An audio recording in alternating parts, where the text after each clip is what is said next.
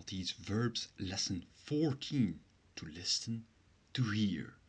We're going to see here the verb to listen, to hear, and we're also going to see the implications of a special letter in Maltese. In one of the previous videos we've already seen this letter, so this one here, the J, H. Well, that's not the name of the letter, it's the ein. It's composed of a G and a H. The ein is unpronounced. However, it will have sometimes an effect on the pronunciation of the other letters, and we're going to see it here. So that's in the imperative, hear or listen, isma, isimao. Isma is often used at the beginning of the sentences, so that's isma, so listen. Just like in English, you sometimes start a sentence with listen.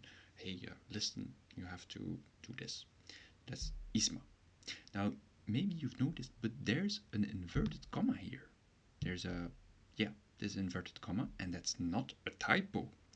This inverted comma is when the ein here, ends the word. So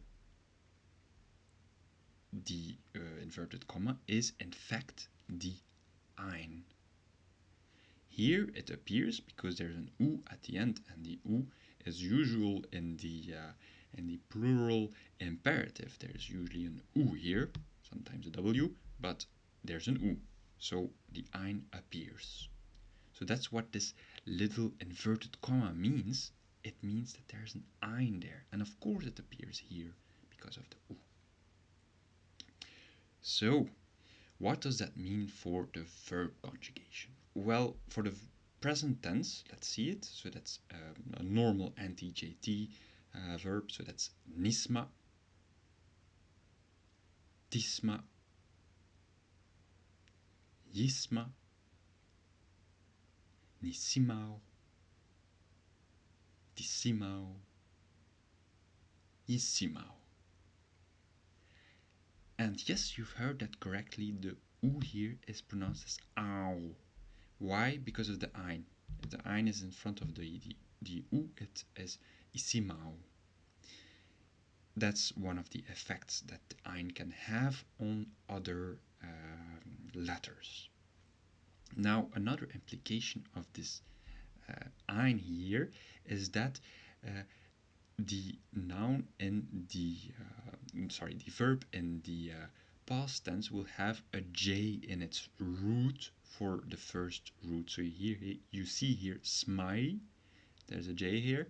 There's no j in the root consonants. No, there's an ein, and that transforms itself into a j. So that's here.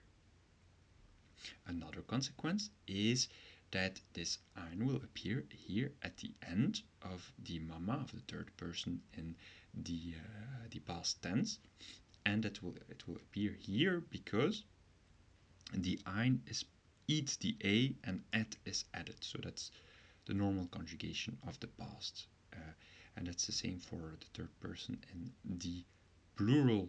So with a j here, there's a j there, there's a j there, there's a j there, there's a j there, and here there's w. But no, because it's an ein, it becomes ow, semau.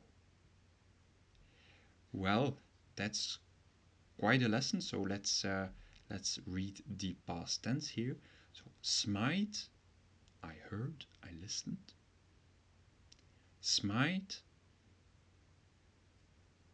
sema, semet,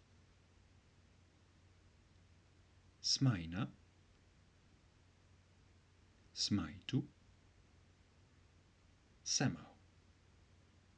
So remember, if the ein is at the end of a word, and here you see it in the root consonants, it changes into an inverted comma. It appears when there's a letter that is added, because it's not the last letter anymore, and it takes the j in the first root here. So now you know how to conjugate the verb to listen, to hear, sema.